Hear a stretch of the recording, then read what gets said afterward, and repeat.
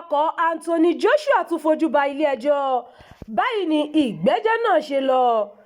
Ìgbẹ́jọ́ awakọ̀ tó wa ọkọ̀ gbajúgbajà abẹ̀ṣẹ́kù-bí-òjò ọmọ Nàìjíríà ní Anthony Joshua Káyọ̀dé Adéníyì tó ní ìjàmbá lọ́dún tó kọjá, èyí tó ṣokùnfà ikú àwọn èèyàn méjì, tún wáyé ní ilé-ẹjọ́ májísírèètì àkọ́kọ́ tó wà nílùú Ṣàgámù, ìpínlẹ̀ Ògùn ní ọjọ́ Ìṣẹ́gun 20 oṣù kínní ọdún 2026 ní ìgbẹ́jọ́ náà tún wáyé tí onídàájọ́ Olúfúnmiláyọ̀ Ṣómẹ́fun tó ń gba ẹjọ́ náà sì sún síwájú lẹ́yìn tí agbèfọ́ba Richard Nígíwé bẹ̀bẹ̀ pé kí wọ́n fún àwọn láàyè láti lè ṣe àwọn ẹ̀ẹ́dẹ́jọ́ náà sọ́wọ́.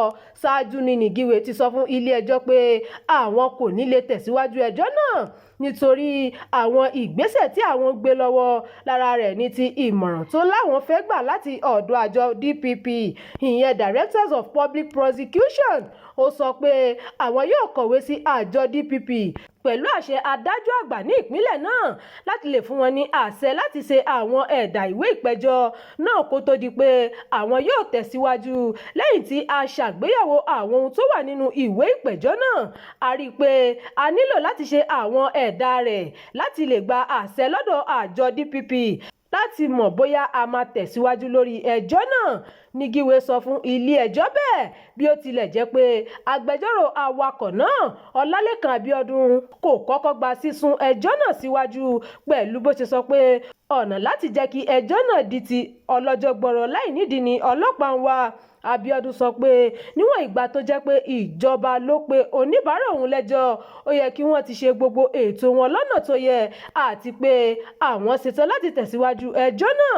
Síwájú sí ló sọ pé gbogbo àwọn ẹlẹ́rìí mẹ́ta tí ọlọ́pàá ránṣẹ́ pé ni wọ́n ti wà ní ilé-ẹjọ́ láti sọ tẹnu wọn, tóun kò sì rí ìdí kan ní pàtó láti sún ẹjọ́ ọ̀hún síwájú. Nígbà tó ń gbé àṣẹ rẹ̀ kalẹ̀, onídàájọ́ Ṣómẹ́fun pàṣẹ pé kí ẹjọ́ náà tẹ̀síwájú lọ́jọ́ 25 oṣù kejì ọdún 2026. Ẹ̀sùn mẹ́rin ni Adéníyì ń jẹ́jọ́ lé lórí, tó fi mọ́ wíwa ọkọ̀ níwàkuwà àti àìní ìwé àṣẹ láti fi wakọ̀ lábẹ́ òfin. Ìròyìn fún ti àkókò yìí kò ní jù báyìí lọ.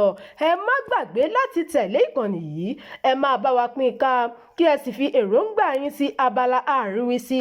Abdulkareem Nimat ló ti ń jábọ̀ ìròyìn.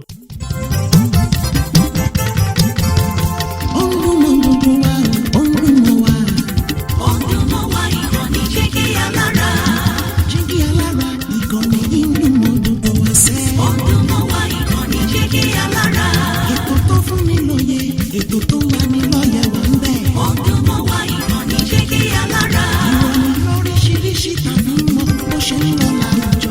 Ọdún mọ́ wá ìkànnì Jígí Alára. Ìkànnì Jígí Alára. Jígí Alára. Jígí Alára.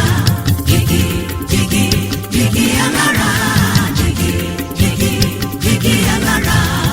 Ìkànnì Jígí Alára 24, bàbá gbogbo.